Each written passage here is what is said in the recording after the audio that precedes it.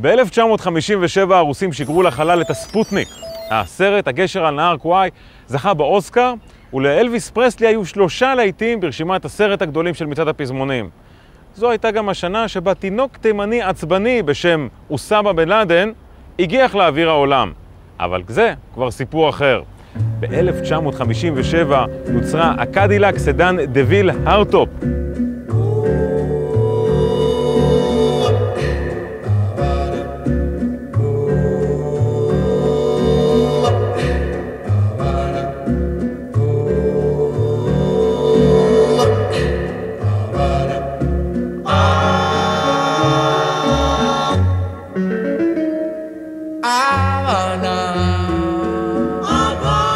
שנות ה-50 וה-60 היו השנים הגדולות של תעשיית הרכב האמריקנית. מפעלי הרכב בדיטרויט שיגרו אל הכבישים מפלצות ענק מקושטות בניקלים בוהקים מקצה לקצה.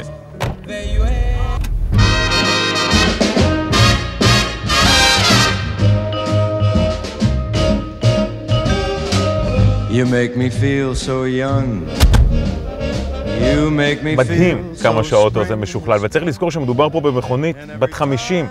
כבר אז היו לדוויל חלונות ומושבים חשמליים, אפילו אנטנה שעולה ויורדת בלחיצת כפתור. יש כאן הגה כוח שהיום נתפס אצלנו באמת כמובן מאליו, מנגנון של עמעום אורות, דרך, אוטומטי, בלמים מתוגברי כוח, פרטים שבזמנים ההם נחשבו להתגשמות הטכנולוגיה העתידנית.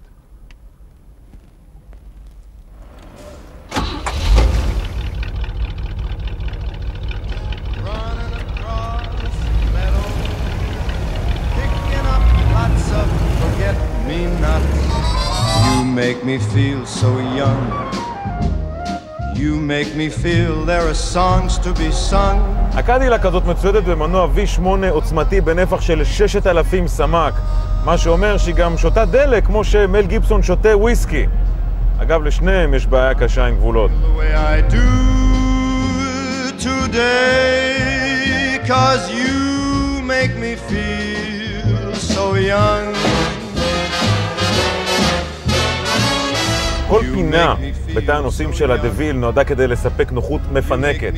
המושב הקדמי יכול בשקט להכיל 3 מבוגרים אמריקאים פלוס הקרס שלהם.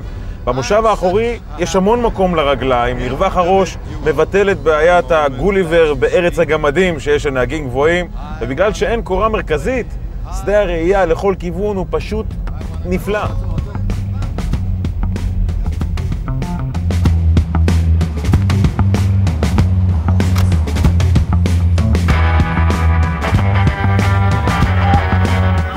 תחליף לצליל הגרגור העמוק של מנוע V8 בן 50.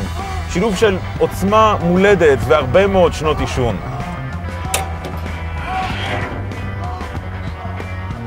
ואיך שהמנוע הזה נראה. כמו מפעל קטן לייצור 300 כוחות סוס שמניעים כמעט 2.5 טונות של אוטו. פגושי המתכת הזוויתיים לא תרמו לשלום הנפגעים במקרה של תאונה, אבל בזכותם ייאמר שהם ריסקו עצמות בסטייל.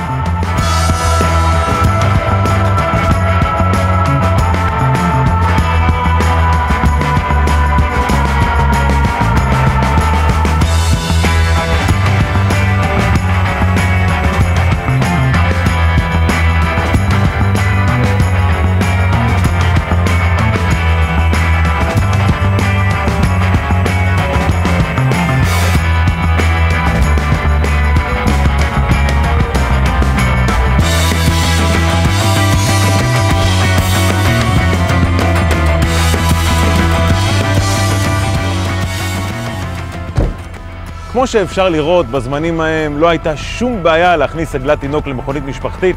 למעשה אפשר להכניס לכאן את העגלה, ההריסה, ביחד עם המטפלת.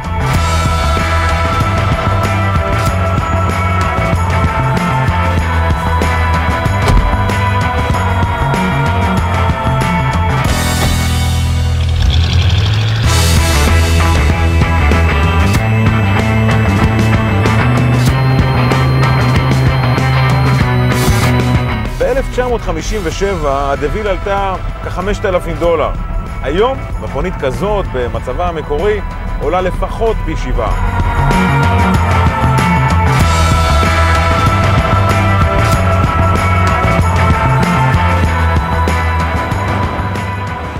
הקדילק סידן דוויל הארטופ היא יותר מהכל אנדרטה מפוארת לעידן המגלומני של תעשיית הרכב האמריקנית, תזכורת לתקופה שבה נפט זרם כמו מים, ואף אחד פשוט לא העלה בדעתו שטויוטה תכבוש את אמריקה.